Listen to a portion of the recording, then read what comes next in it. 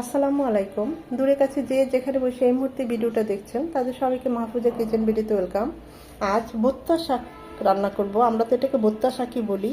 এখন কে কি বলে জানেন, অনেকে বাতুয়া শাকও বলে বা কে কি বলে আমি ঠিক জানি না। তো যাই হোক, খুবই মজার, এই সিজনে এটা পাওয়া যায়, অসম্ভব ভালো লাগে খেতে। তা আমি তো মিস করি না।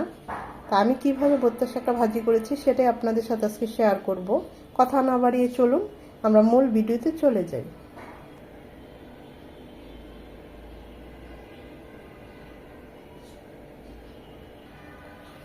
আমি তো গরম ভাত দিয়ে সার্ভ করছি। সাথে নিয়েছি সিম ভর্তা, চিংড়ি মাছ ফ্রাই, একটা চিকেনও নিয়েছি ফ্রাই। সবার আগে শাকটা দিয়ে খাবো। দেখুন কি সবুজ, এখনো অনেক গরম গরম ভাত।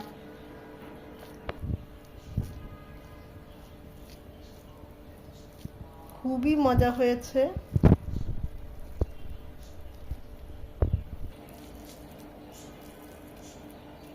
এটা হচ্ছে বাতোয়া শাক বা ভুট্টা শাক, কে কি বলে জানি না। একদম সতেজ সবুজ, এখনো ফুল হয় নাই। সাথে সাথে 2 মোটা কিনে এনেছি। আমরা তো এটাকে ভুট্টা শাক বলি বা বাতোয়া শাক বলি। একটু ঝাল ঝাল করে ভাজি করলে খুবই মজা লাগে। এখন এটা বেছে নেব। ভুট্টা শাকটা করার জন্য সরিষার তেল দিচ্ছি 3 চামচের মতো। 2 চামচ রসুন কুচি। রসুন কুচিটা 1 মিনিট হওয়ার পর দিয়ে দেব 2 চামচ পেঁয়াজ কুচি। পেঁয়াজটা নরম হবে, রসুন কুচি থেকে সুন্দর একটা অ্যারোমা চলে আসবে। রসুন কুচি থেকে সুন্দর একটা অ্যারোমা চলে এসেছে, পেঁয়াজটা একদম নরম হয়ে এসেছে। এই হচ্ছে ভুট্টা শাক, আমি এভাবে কেটে নিয়েছি। একদম কুচিয়ে নিয়ে নেই, একটু বড় বড় করে কেটে নিয়েছি, সেটা এখন দিয়ে দিচ্ছি। দেখুন কত তরতাজা শাক।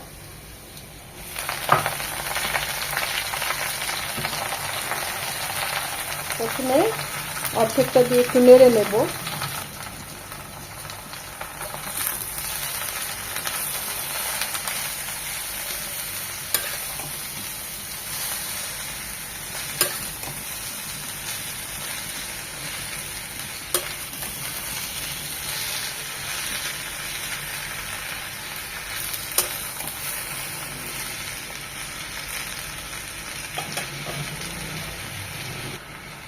এখন বাকি অর্ধেকটা দেব। এতে হবে কি, নিচের পেঁয়াজগুলো পুড়ে যাবে না, নাড়তেও সুবিধা। মনে হচ্ছে অনেক, দেখবেন একদম কমে যাবে। দিয়ে দেবো স্বাদ মতো লবণ, 4-5টা কাঁচামরিচ মাঝখানে কেটে দিয়েছি, ঝালটা বের হবে। এছাড়াও দিব 2-3টা শুকনো মরিচ, এভাবে ভালোভাবে তেলে ভেঙে দেবো। তো মরিচের খুব সুন্দর একটা সুঘ্রাণ চলে আসবে, টেস্টও ভালো আসবে এই ভুট্টা শাকে। ঝালটা যে যেমন পছন্দ করেন ওই অনুযায়ী দিবেন, তবে এই ভুট্টা শাকটা একটু ঝাল ঝাল হলে ভালো হয়। আর অবশ্যই শুকনো মরিচটা দিবেন, এতে শাকের টেস্ট অনেক গুণ বেড়ে যায়। এখানে আমি কোনো পানি ইউজ করব না, ঢেকেও রান্না করব না। জাস্ট এই শাকের থেকে কিছুটা পানি ছাড়বে, সেই পানি দিয়েই শাকটা সেদ্ধ হয়ে যাবে। কিছুক্ষণ পর পর নেড়ে চেড়ে একদম ভাজা ভাজা করে নেব।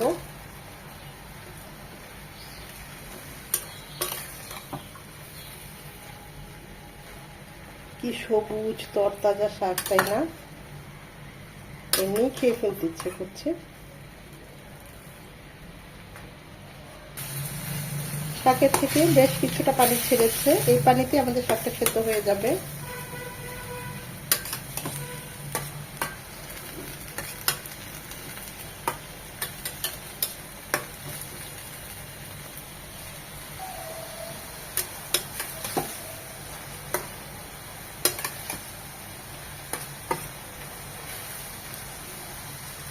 এখানে আর কোনো কাজ নেই, আর কিছুই দেব না, শুধু নেড়েচেড়ে একদম ভাজা ভাজা করে নেব।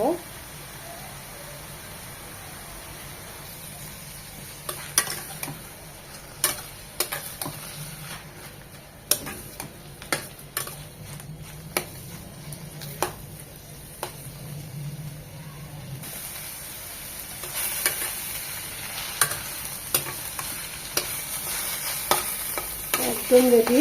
আমরা এখন চুলাটা অফ করে দেব।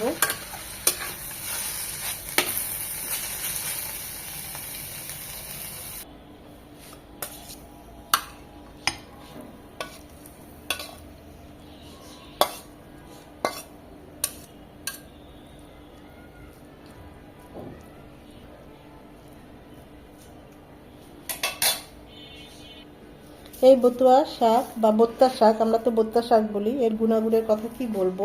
আর টেস্ট তো অসম্ভব মজার, দেখতেই পাচ্ছেন। কালারটা একদম ঠিক রেখে এরকম বত্তা শাকটা আমি ভাজি করেছি। কত মজা হয়েছে, অনেক মজা হয়েছে। গরম গরম ভাত দিয়ে খুবই ভালো লাগবে। আর সাথে অবশ্যই এরকম শুকনো মরিচ রাখবেন। এই শাকের সাথে শুকনো মরিচটা খুব ভালো যায়। তা আমি তো এভাবেই বত্তা শাকটা ভাজি করলাম, একদম সিম্পল, রসুন, পেঁয়াজ কুচি আর কাঁচামরিচ, শুকনো মরিচ দিয়ে। কে কে আমার মতো এইভাবে বত্তা শাকটা ভাজি করেন কমেন্ট করে জানাবেন। ভিডিওটা ভালো লেগে থাকলে লাইক, কমেন্ট, শেয়ার করে দিবেন।